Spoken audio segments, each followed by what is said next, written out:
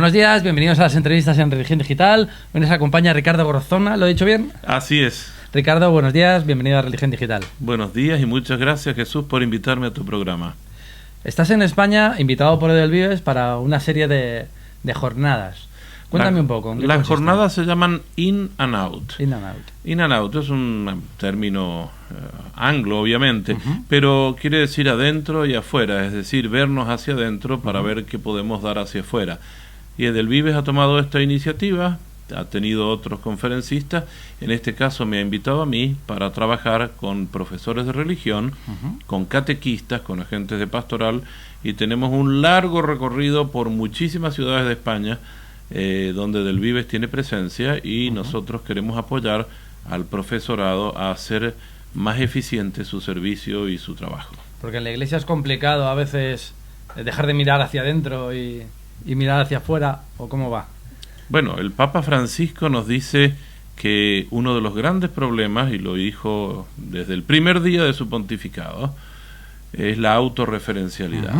Y él lo insiste muchísimo. Mirarnos el ombligo, que decimos aquí en España. Sí, pero mirarse, mucha gente se dice mirarse el ombligo y verse solo a sí mismo, pero ver a sí mismo, en este caso, no es mirarse hacia adentro para ver lo bueno que somos, sino para descubrir todo el potencial de cosas que nosotros podemos hacer. Ese sería el in.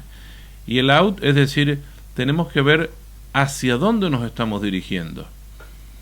Es muy posible que nosotros en estos momentos estemos pensando en una sociedad ficticia que ya no existe.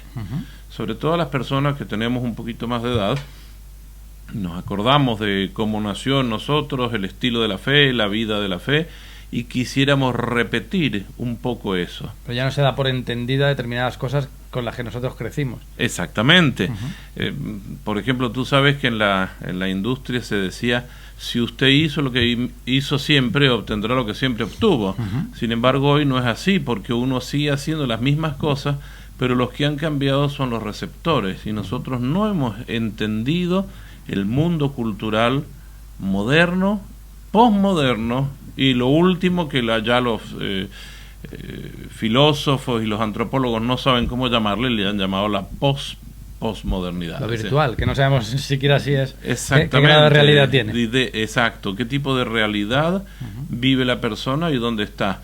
Y entonces, bueno, estas jornadas lo que pretenden hacer, no venimos con ninguna receta mágica, no tenemos la varita mágica de la hada madrina para decir clean, usted cambió y de ahora no. Pero la receta más importante es saber mirar al entorno y saber poder ofrecer a la gente una respuesta más adecuada para que la respuesta que le tenga la gente sea lo más parecido al proyecto de felicidad que Dios tiene para cada uno. Porque Jesús y el Evangelio siguen siendo respuestas válidas para la sociedad de hoy. A veces es lo que algunos se preguntan. Estamos hablando de un sistema anquilosado, la Iglesia una institución caduca, los valores que defiende no están de acuerdo no sintonizan con el momento actual, y sin embargo desde la fe sí que pensamos que Jesús y el Evangelio es un camino de ayer, de hoy y de siempre. Exacto, eso lo dice una de las cartas del Nuevo Testamento. Jesús es el mismo ayer, hoy y siempre. Y en este tema que tú estás tocando consistiría exactamente lo que nosotros queremos hacer y queremos ayudar. Que eso mismo antiguo, que no es antiguo porque fue hace mucho tiempo, tiene una vigencia y una novedad y una respuesta a todos los cambios culturales. Si uno se pone a ver un poco la historia, los cambios culturales, vamos a decir, de la época de Jesucristo hasta la nuestra, nosotros hablamos de una era antigua, después han pasado de esa era antigua a una época medieval que duró 1000 años, ese medieval, y entonces todo era muy parecido. Eso medieval pasa después al Renacimiento y todo lo que tiene que ver con el arte, con la cultura, con la escritura, con la ciencia. Después la Edad Moderna, donde inclusive Dios se pone en tela de juicio. Pero hoy estamos en un cambio de muchas eras simultáneas, y eso es lo que nosotros tal vez no hemos entendido. Hay distintos corrientes de distintas eras, y hay gente que puede pasar de una era a otra era sin darse cuenta, porque un día leyó un libro nuevo o vio una película nueva. Hoy en día la cultura se mide mucho también por el cine, por la que en una hora y media te cambian una visión desde golpe. Y eso es lo que tiene de interesante. Por eso yo soy un insistente en que nosotros tenemos que estar con un oído tan atento a todos estos cambios culturales. Hace 2 años en Europa no tenían el fenómeno de la migración que tienen en este momento. Vamos a cerrar los ojos a este fenómeno. No se puede. Evidentemente, lo que hacíamos hace 2 años, hoy con este fenómeno nuevo no había. No se puede ver. Lo que sucede, por ejemplo, con el tema del terrorismo, el neoterrorismo. Hace unos años atrás el terrorismo era una cuestión controlada, se sabía quién era, por qué actuaba. Hoy en día no se sabe. Hay 2 problemas para esa actualización a mi modo de ver, de ese mensaje, ese llevar el mensaje actualizado en el mundo de hoy. Uno in y otro out. El in son las resistencias a cualquier cambio, los que pueden acusar de relativistas a todos aquellos que quieran modificar cualquier actitud, cualquier forma de afrontar determinados problemas u oportunidades, y hacia afuera esa sensación de que, bueno, pues igual la Iglesia no tiene nada que decir en el mundo de hoy, o no lo tiene que decir desde una posición al menos en Europa, de superioridad, de tener la verdad por delante, etcétera, etcétera. ¿Cómo afrontamos esos 2 problemas? El de dentro y el de fuera. El de dentro, en primer lugar, yo estoy de acuerdo con lo que tú dices. Muchas veces nosotros queremos encerrarnos en unas posturas, sobre todo decir, me encanta mirar mi pasado. Hay gente que va nada más que a ver lo cultural que nosotros como iglesia hemos dejado. Y que es innegable, por otro lado, claro. Caramba, una de estas catedrales que hay, las universidades, todo eso es innegable y no se puede decir. Y decir queremos vivir de las glorias del pasado.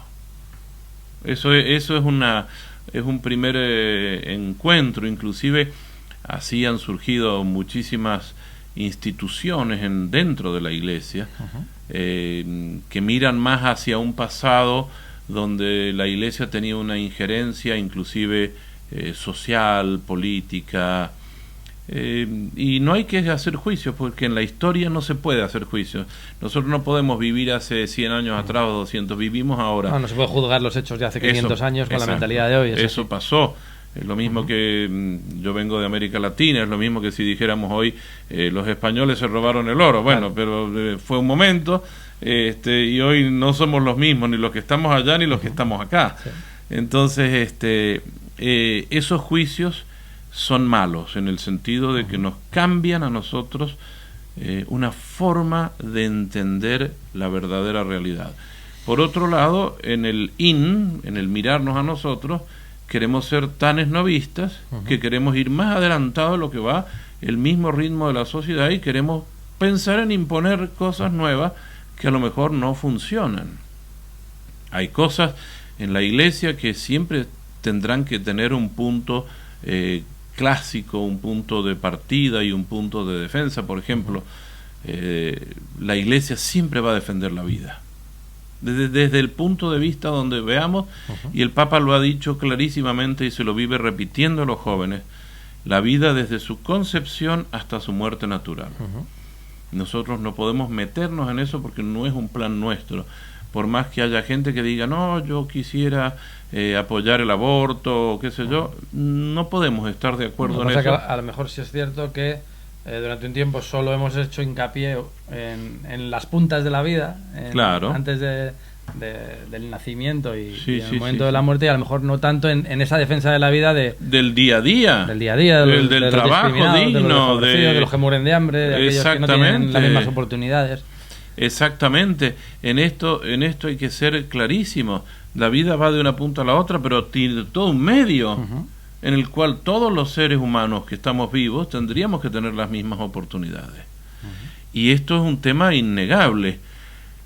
Entonces aquí entraría cuál va a ser la responsabilidad social de una persona que se dice cristiana, que tiene como base de su vida el Evangelio y empieza a vivir valores o desde concepciones de valores que no son evidentemente los cristianos. Partamos de la base del individualismo, de lo que la sociedad nos presenta. Hoy vivimos en una sociedad que nos presenta como el individualismo lo más importante de nuestra vida. Mientras yo esté bien, mientras yo coma, mientras yo tenga el lugar de vivienda asegurado y mientras pueda ahorrar para tomarme unas vacaciones, los demás no me importan. A mí no me importan los demás. Y esta concepción es lo que nosotros tendríamos que pensar viéndonos hacia adentro, que tiene que llamar nuestra atención. Nosotros hoy en el mundo sufrimos, adolecemos de esta responsabilidad social. Esa corresponsabilidad de mirar hacia adentro para ver a los de fuera también. Dijiste la palabra correcta, es corresponsabilidad. Somos responsables unos de otros.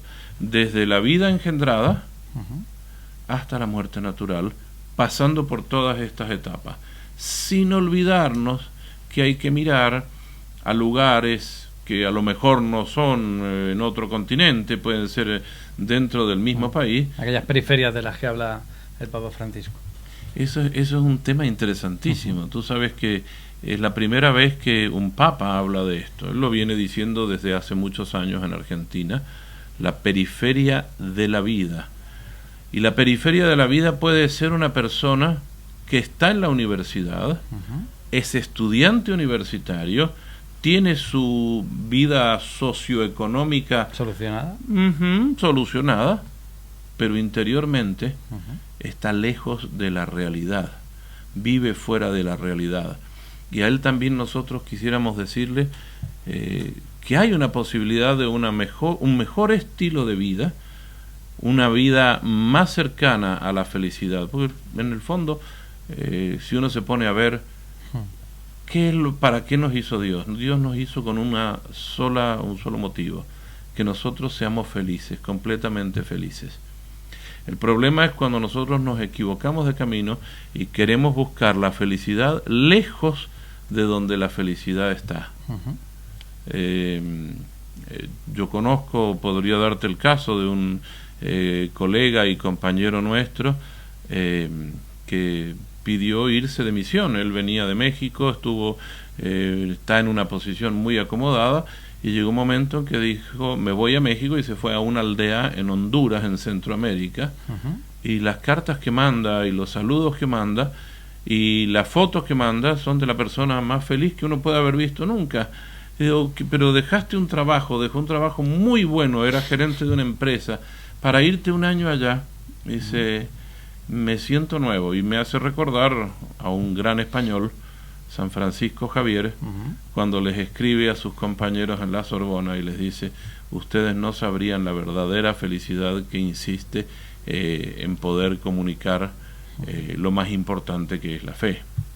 En estas charlas coloquio que vas a tener, buena parte del auditorio son profesores de religión, que supongo que conoces, están viviendo una situación complicada en España, con reducción de horarios, con la sensación de que pues no trabajan dentro del claustro, no se sienten exactamente igual de docentes, con los mismos derechos que el resto de compañeros profesores en las aulas españolas. No sé si ya has tenido alguna especie de feedback con ellos, si tienes alguna respuesta para esas situaciones, porque el sentirse no solo en minoría, sino como una especie de bicho raro, minoría rechazada. Siendo tú el profesor, el que tienes que educar, que mostrar las distintas respuestas y las distintas preguntas también a tus alumnos. Cuando tú te sientes en cierto modo discriminado, pues también tiene que ser complicado. ¿Qué armas se les puede dar a los profesores de religión hoy para que trabajen en este ambiente educativo? Porque no hay que olvidar que es una clase de religión, no estamos hablando de dar catequesis, estamos hablando de impartir también una formación para alumnos. Yo creo que armas no hay posibilidades de reflexión. Yo creo que nosotros no podamos dar una solución, menos yo que vengo del extranjero, pero sí puedo ayudar a reflexionar. Ayer me plantearon ese problema en Valencia, me plantearon la situación Y lo que tú dices, eso que tú dices está reflejando una situación. Los horarios, la falta de respeto de los alumnos, porque sí, el alumno al ver que tienen un profesor que lo tratan de segunda categoría. Sí, además la clase de religión se considera María aquí en España, que bueno, que me apunto porque algunos se apuntan porque, bueno, es una cosa que tienes aprobada y que... Bueno, ese es el tema y ese es el desafío. Ahora, nosotros también tenemos que pensar que detrás de cada persona que viene a las clases nuestras hay una persona posible. Hay alguien que puede crear un nuevo estilo de vida. Es decir, voy a hacer un parámetro, una paráfrasis con algo que pasó hace muchos años. A Tomás Alva Edison lo echaron de la escuela porque era mal alumno. Sí. Lo echaron de la escuela, entonces le mandaron una carta a la madre para que la madre dice, mire, no podemos con su hijo, porque su hijo es un bruto. Tiene muy pocas luces. Sí, tiene muy pocas luces, inventó la electricidad y el bombillo eléctrico. Entonces, nosotros tenemos que pensar que detrás de cada persona que está con nosotros hay alguien a quien, voy a hablar muy religiosamente, Dios nos confía. Porque puede hacer un cambio en la sociedad enorme. Si nosotros nos ponemos a ver la vida de personas que han sido importantes y que han sido grandiosos, vamos a decirlo así, en la vida, que han hecho obras más allá de lo normal, vamos a encontrarnos siempre con una persona simple que en algún momento determinado alguien le dijo una palabra clave, alguien le dijo una fórmula, una idea, que eso caló en su corazón y empezó un proceso de transformación de vida. La importancia de los maestros. El maestro es insustituible. Tú puedes aprender muchísimas cosas conceptuales. Puedes aprender, no sé, filosofía cristiana, puedes aprender hasta el catecismo de la Iglesia Católica a través de métodos y procesos. Pero el problema no es ese, el problema no son los conceptos, el problema es la vivencia detrás del concepto. Yo durante muchos años trabajé y he abierto un nuevo programa pedido por el Papa Francisco de educación en valores ahora para la familia. Pero el tema cuando uno habla con los maestros, nosotros nos hemos centrado en una cosa que no existe. Los valores, amigo, no existen. ¿Por qué no existen? Porque nadie puede comprar 1 kilo de libertad, 1 metro de justicia, 600 centímetros cúbicos de honradez. Es decir, los valores son conceptos tan abstractos que yo me los puedo saber todos sin vivir ninguno. Cierto. El proceso es cómo pasar de la potencia al acto, que se llama virtud, del valor a la virtud, y cómo ser personas virtuosas. Y aquí la presencia física, real, testimonial de un maestro es insustituible. En este sentido, Francisco está dando ese ejemplo que algunos pensábamos que hacía falta, de no solo ser un mandatario, no solo ser el líder de una institución, sino también un testigo y un maestro, alguien que tiene su propia experiencia de vida y que la está plasmando y que está siendo coherente con lo que hace. A ver, yo conozco al padre Jorge Bergoglio desde el año 1977, él fue mi director espiritual.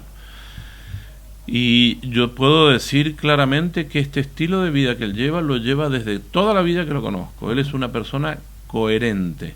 Él en el colegio máximo era el rector y sin embargo los domingos se llevaba un gran canasto con los calcetines de todos los estudiantes que habían jugado al fútbol. Imagínate que era algo bastante oloroso y un trabajo muy sencillo, y ese era su trabajo, llevarlo a lavar y después sacarlo, colgarlo, y después eso lo hacía en la mañana temprano, y después se iba a las misas en los barrios de las afueras del colegio máximo de San Miguel, habiendo hecho un trabajo muy sencillo.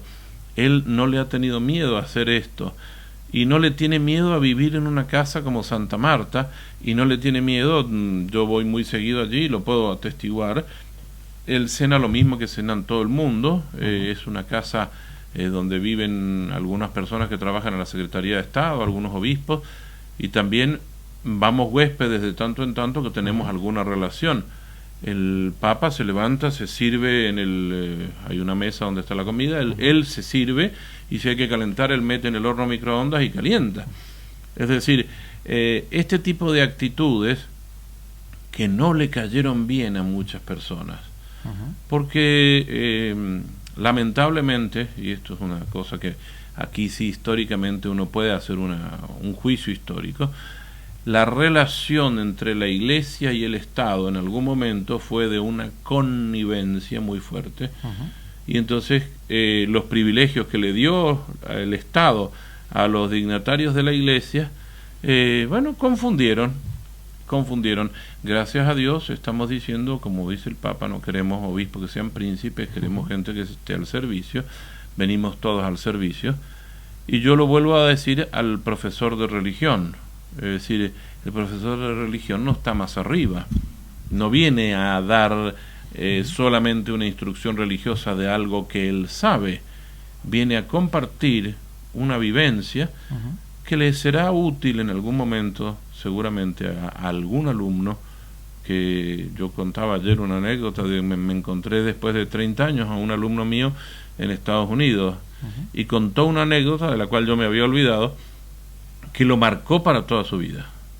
Es decir, lo que uno puede hacer con su testimonio, eso marca para toda la vida. Por eso yo estoy tan contento. Para mí ha sido un gran desafío venir de una realidad muy interesante que nosotros tenemos en América Latina a compartir experiencias con el profesorado y con los catequistas españoles de lo que nosotros hemos hecho y cómo nosotros también podemos aprender de aquí, y cómo podemos compartir nuestras experiencias para lograr eso, que nuestros alumnos, cuando vayan creciendo, ya nuestros alumnos toman decisiones. A la época nuestra, cuando uno era alumno, no tomaba decisiones. Hoy toman decisiones, y que tomen decisiones lo más correctas posible, lo más cercano a los valores que nos hacen seres humanos.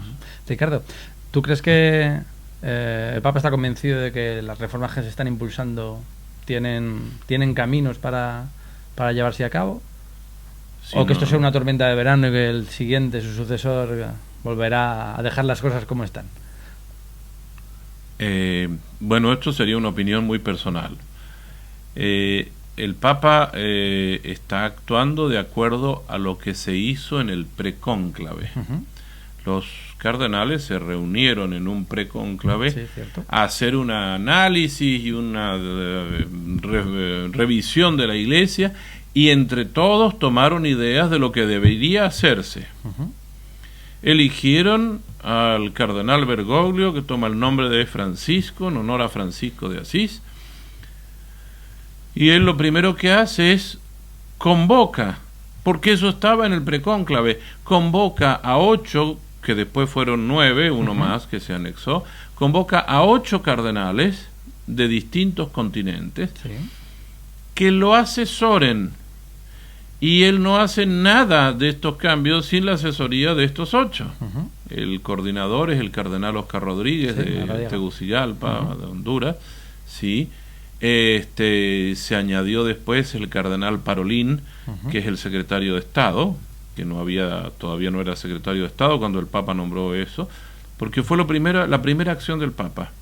O sea, a mí me pidieron un equipo que me asesore, yo nombro mi equipo de asesores. Obviamente él nombró a distintas personas de distintos... Claro. Sí, la mayoría de su confianza seguramente. Pero representativas de lo que podría ser la Iglesia universal. Entonces, estas reformas que se están llevando a cabo han sido pensadas, meditadas.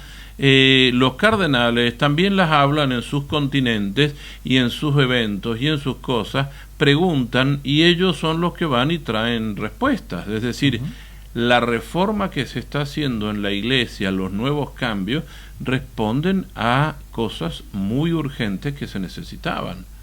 Por ejemplo, el Papa, había una sola secretaría en el Vaticano, que era la Secretaría de Estado.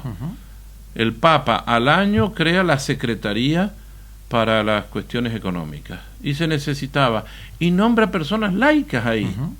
Es decir, ¿por qué? Porque es evidente, hay también, evidentemente, también asesores eclesiásticos que van a dar, pero digo, si el sacerdote estudió, el obispo pasó por un estudio de filosofía y teología, no tiene por qué saber de finanzas, es obvio. Es obvio. Entonces llama a financistas católicos que tengan valores para ayudarle a revisar lo que había en la banca. Y luego ahora ve que en una de las cosas que se vio, que es muy importante, en el Vaticano había muchísimos organismos de comunicación. Entonces decide reunirlos a todos bajo una nueva secretaría. Ahora hay una secretaría para las comunicaciones. En breve, posiblemente, vienen otros cambios de reunificación. De dicasterios, sí. De dicasterios romanos que están más afines y más acordes. Y yo creo que esto, bueno, no es que sea necesario directamente, porque la estructura de la iglesia funcionaba así. El mundo necesita un estilo diverso de cómo la iglesia ejerce su pastoral. Entonces, lo que viene a ser la sinodalidad. Exactamente. Ejercer una sinodalidad, por eso, ya que tocas tú ese tema, es muy importante. A uno muchas veces le llama la atención por qué el Papa está en relación tanto con ortodoxos y con otros grupos cristianos, porque el Papa mira hacia un futuro, bueno, esto es una opinión personal, él mira hacia un futuro donde haya una sinodalidad cristiana, donde podamos sentarnos a la mesa común a dialogar los luteranos, los anglicanos, los protestantes, los evangélicos, los ortodoxos, los coptos, y que haya una mesa común cristiana, respetando las tradiciones de todos. Pero, bueno, yo he escuchado muchísimas críticas a estos diálogos. El Papa iba para México y bajó en Cuba a encontrarse porque estaba en Cuba el patriarca ruso, Kirill. Prácticamente 1000 años después de... Sí, entonces él había tenido con el patriarca de Atenágora, había tenido contactos, el Papa Pablo VI, que eso fue famoso, ese encuentro después de 1000 años, el patriarca de Constantinopla, pero no con la comunidad ortodoxa rusa. ¿Qué significa esto? Que estamos abriéndonos a una sinodalidad.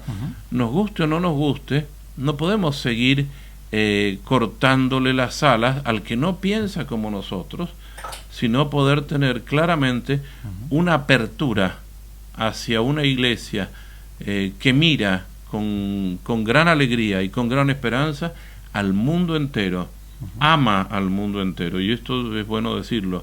La iglesia ama a todas las personas sin distinción. Entonces, bueno, bendito sea Dios que nosotros podamos tener este nuevo estilo de iglesia y no estar cerrados a pensar solo lo que nosotros queremos. Es un buen ejemplo del in and out del que comenzábamos a hablar, de mirarnos a nosotros mismos, ver qué cosas tenemos que modificar, en qué cosas tenemos que juntarnos más, y después también, o simultáneamente seguir trabajando con el mundo, porque no estamos fuera del mundo. Por fortuna, los cristianos somos ciudadanos, los cristianos somos periodistas, somos abogados, economistas, hay seguidores de Jesús en todas partes y que no falte. Ricardo, te deseo mucha suerte en tu singladura por nuestro país, que estas charlas sean productivas para quienes las escuchan, para ti también. Y si te parece, cuando termines, podríamos charlar un poquito más de cuál ha sido la relación, qué sacas en claro de estas jornadas. Con muchísimo gusto, me encantará hacerlo, con mucho gusto. Pues un auténtico placer y bienvenido, esta es tu casa. Gracias, Dios te bendiga y bendiga todo el trabajo que haces. Muchas gracias. Y a ustedes pues les esperamos en nuevas ediciones de las entrevistas en Religión Digital. Muy buenos días.